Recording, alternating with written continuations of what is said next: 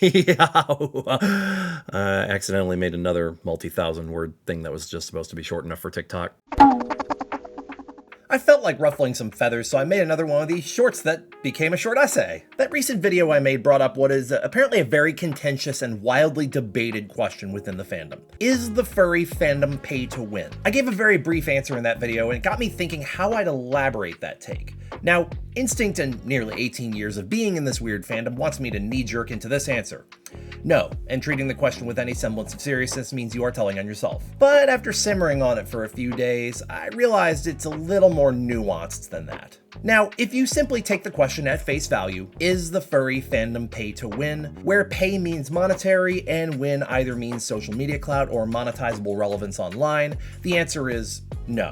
And treating the question with any semblance of seriousness means you are telling on yourself. But that's not to say it never was this way. About 7 or 8 years ago, before you could feasibly run a side hustle online without a shit ton of clout already backing you, it was basically just a lucky few who could win in this sense. And as stated in the last mini essay, this required something already having been established to get you here. Usually an iconic fursuit, a professional creative skill, or a public presence at furry cons. All of which, spoiler alert, require an upfront cost usually. Some of the earliest furry YouTubers weren't exactly broke, or at the very least didn't have to worry about rent. Even if we're just focusing on bare social media reach and influence, which is something that a lot of us wanted, but a lot less of us are willing to admit, a lot of this would have been generated by the 4-digit investment that was having an iconic fursuit. Which is to say that this was paywalled for sure. But I'd argue that this is a lot less prevalent now, or at least in the social spheres that I involve myself in. First of all, I'm more mature, like I'm in my mid-30s now. And second of all, I'm on Blue Sky where I can completely customize my feed to block out all that immaturity if I want to. But you know, nowadays, just having a shred of personality and a cute avatar would probably get you there, and that's not a very big investment, especially if you can draw. This is, of course, immature and petty, and a quite cynical way to look at something like a fandom. And if we're being honest, only actively cared about by those that are looking for it. Ever see someone on social media excessively bitching about popular furries, like to a hellish degree where it's like, this can't be the only thing you think about, right? Yeah, 99% of the time that's just sour grapes birthed of self-exclusion, and I know that from experience. They're telling on themselves more than anything and just aren't ready to admit it. And that's okay. Be the person that's willing to hear them out if they're willing to self-analyze. Hell, encourage it. But at the end of the day, no one likes a person who incessantly bitches about the personal joys of others. So types like these in the fandom are on a timer before they either eventually get bored and leave once they've pushed everyone else away, or they reflect and mature, as I did. But this answer is only if you take the question at face value and don't think a little between the lines. What exactly do you define as pay, and what exactly do you define as win? Personally, I don't feel you win at a fandom, because a subculture is not a game of disappearing bears. Reverse! Because a subculture is not a game to be manipulated to your benefit. But it could mean many things in this context. Maybe winning means personal growth. Maybe winning means friendship. Maybe winning means a successful small business. Or ultimately, maybe winning just means finding a reason to wake up the next day. Everyone's idea of a win uses a different scale and scope, and what it means to one person does not invalidate what it means to someone else. But the elephant in the room on this statement comes in how you define pay. Because you could make an argument that having a large wallet increases your chances of socially winning in the fandom and having a bigger group of folks eager to do things for you. I'm not saying I agree with it, just saying that you could make that argument. While I'm avoidant of relating personal struggle in here so as to not look like a self-obsessed jerk who revels in his own current status, guys, I don't come from money. I grew up on welfare. I've worked service jobs my whole life. My college degree is a diploma paid for through federal aid. 4 digits of bonus money is a short-term life changer to me. I've never seen 5 figures. But while I'm not like huge or anything here, I feel like I'm in a pretty good spot. Hell, I was just a guest of honor for a con last year, and I didn't have to invest a bunch of money to put myself in that position. Analyzing my dancing, it was mostly self-taught with self-made fursuits for a very long time. That's not a huge money investment.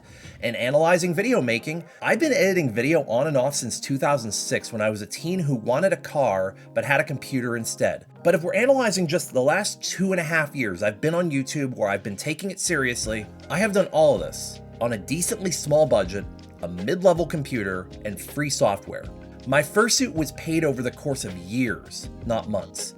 I'd been to 32 cons over the course of 15 years. And with the exception of 1 or 2 of them, I never broke a grand in spending to make that happen. I've been through 5 fursuits in 15 years, and I've not even spent the total cost of an average full suit today. Yes, sure, I do spend a little money here and there to help these videos along, you know, stuff I'm not as good at, like still design. Shout out Max Hyena, who's been making my thumbnails since basically day one. And of course, I can't leave out my PNG artist who draws my silly weasel expressions. Shout out to Bonsai Martin as well as Cherry Paws, who's actually been in the process of animating all these PNGs. Hey, check back in the spring for that, by the way. But I've been pretty open about the fact that I used to chase furry clout. It wasn't obvious, and I wouldn't say it openly, but I did crave it, and I felt validated when I would receive crumbs, but I would also get jealous and compare my life to others who were just, you know, looked like the only thing that was different between me and them was the money barrier in between us.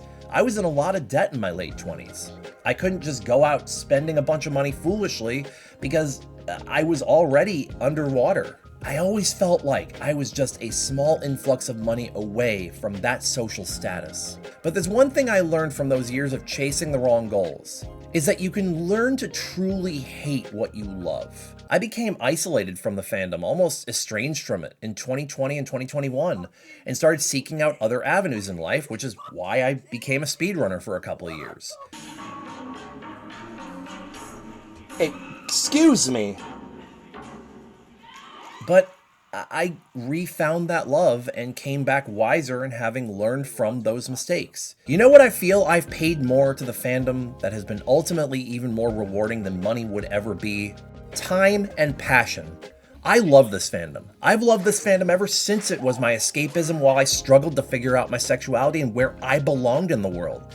And I found my answers here 18 years ago. My conclusion and my hope is that your pay to win is to pay passion and love into the fandom so that you can win genuine fulfillment within it, as I have.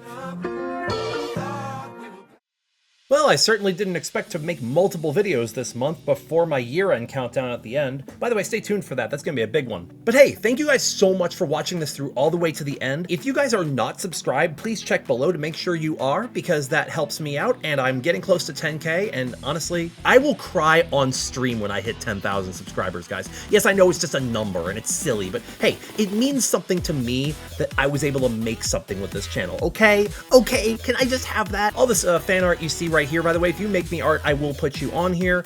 Please like, share, comment, and subscribe. Definitely comment, even if you disagree with it, because it helps the algorithm and will push this video to more people. Please feel free to jump into my Patreon to see my videos early, and also because I like to eat, I dropped my pen. Why was I holding a pen? And thank y'all for hanging out with me again for another little one of these hybrid short essays. I'll probably do more of these as I come up with ideas for them. Until we meet again, take it easy.